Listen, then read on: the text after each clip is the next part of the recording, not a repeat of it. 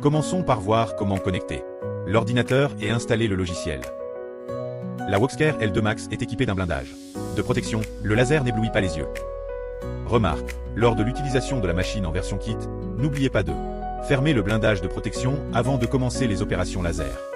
Lorsque le blindage de protection est ouvert, le module laser arrête immédiatement la sortie du laser. Le témoin lumineux clignote à une fréquence de 0,2 secondes sans interruption. Fermez le blindage de protection et le laser retrouve une émission normale. Le témoin lumineux clignote à une fréquence de 0,5 secondes sans interruption. Remarque 2. Avant d'utiliser la machine, placez une tôle métallique ou un matériau rigide comme couche de support. Ensuite, insérez la plaque alvéolée pour éviter d'endommager la surface de travail lors de la découpe. Remarque 3. Pendant la gravure, veuillez porter des lunettes de protection pour éviter tout inconfort oculaire dû à une exposition directe au laser. Maintenant, regardons l'utilisation des boutons de la machine.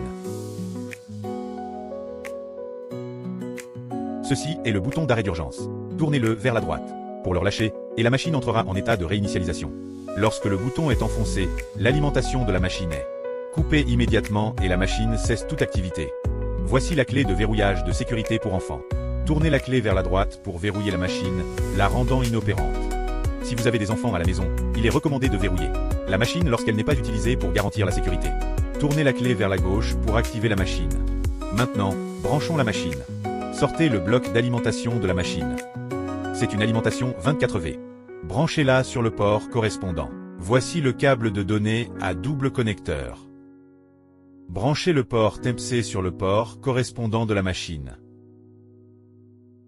Branchez le port USB sur le port de l'ordinateur.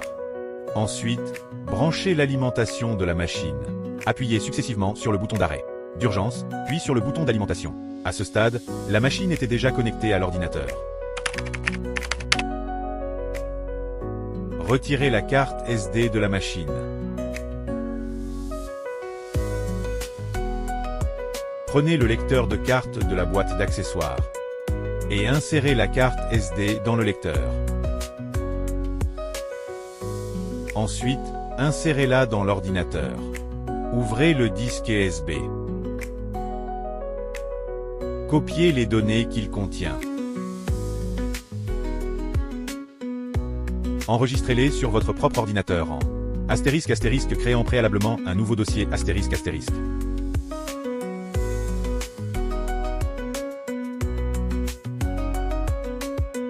Collez les fichiers copiés depuis le disque USB dans le nouveau dossier créé.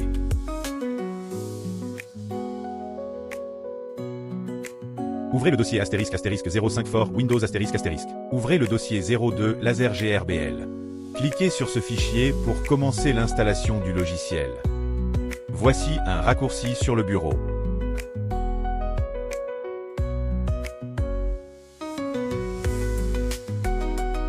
Si une mise à jour du logiciel est proposée, cliquez sur Annuler. Le logiciel est maintenant installé.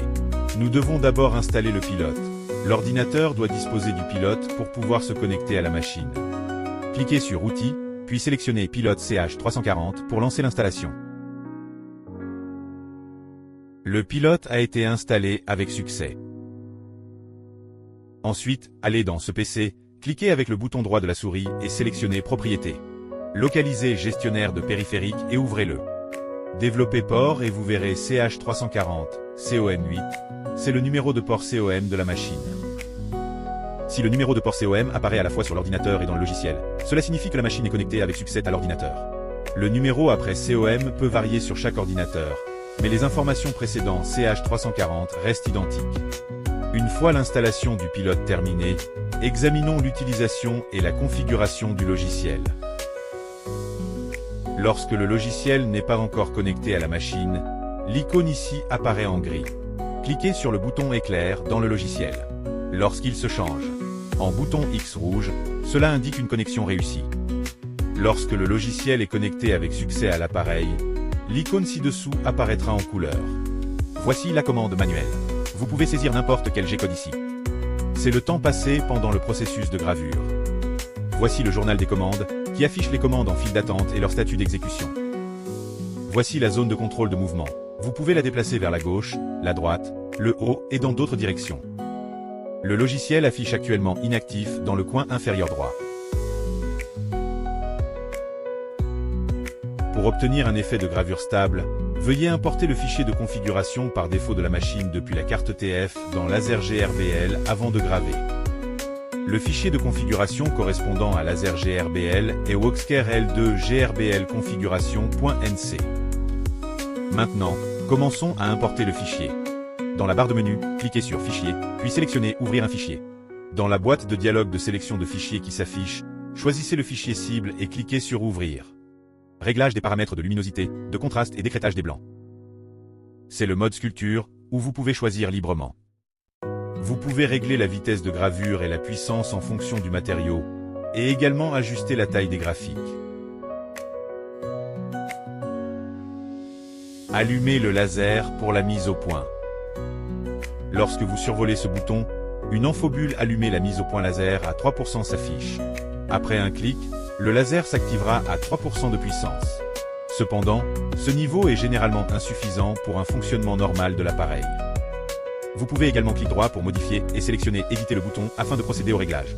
Supprimez le paramètre après M3, entrée 150, représentant une sortie de puissance de 15%, puis cliquez sur Enregistrer pour appliquer les paramètres. Retour à l'origine de la machine. Appuyez sur le bouton Origine, 0. Le laser se déplacera vers l'avant à gauche.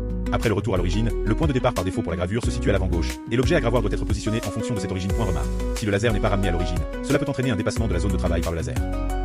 Avant la gravure, insérez la carte mémoire dans la machine de gravure pour permettre le transfert des fichiers. Les paramètres du logiciel ont été configurés et les fichiers ont été importés. Passons maintenant à la mise au point de la machine de gravure. Desserrez la tête laser. Abaissez la tête laser et tournez le bouton dans le sens inverse des aiguilles d'une montre jusqu'à ce qu'il entre en contact avec la surface du matériau. Serrez la tête laser et le bouton. La mise au point est ainsi terminée. Avant de graver, vérifions d'abord la position de gravure. Cliquez sur le bouton Cadrage.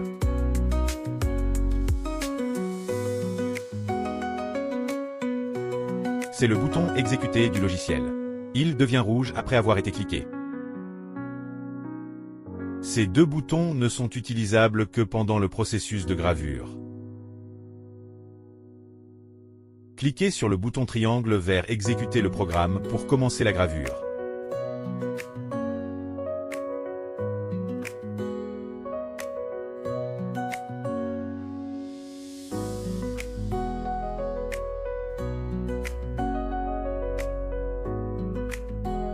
Installez le logiciel Lightburn.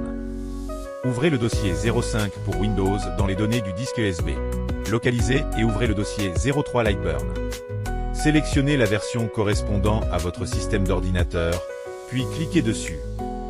Cliquez sur Suivant, puis sur Installer, et enfin sur Suivant.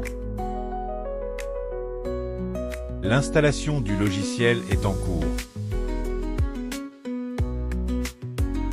Si c'est votre première utilisation, sélectionnez Commencer l'essai gratuit ici pour profiter d'un mois d'utilisation gratuite, puis cliquez sur OK. Une fois le logiciel installé, commencez par ajouter un appareil en cliquant sur Périphérique. Ensuite, cliquez sur Créer manuellement. Dans la liste, localisez GRBL, cliquez dessus, puis appuyez sur Suivant. C'est ici que vous sélectionnez le type de connexion. Choisissez USB, puis cliquez sur Suivant. Ici, vous pouvez nommer votre machine laser et définir les dimensions de la zone de travail.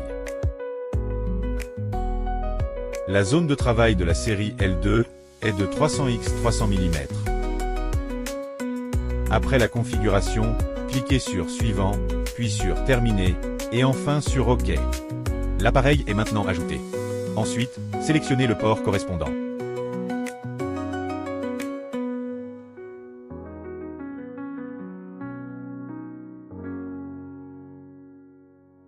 Maintenant, importez le fichier. Dans la barre de menu, cliquez sur Fichier, puis sur Ouvrir. Sélectionnez le fichier cible et cliquez sur Ouvrir. Sélectionnez le graphique et modifiez ses dimensions. Ici, vous pouvez modifier les dimensions du graphique. C'est la section pour modifier le mode graphique. Cliquez ici pour modifier les paramètres de gravure. C'est la puissance de gravure. C'est la vitesse de gravure. Cliquez sur Cadrer pour prévisualiser la position de gravure.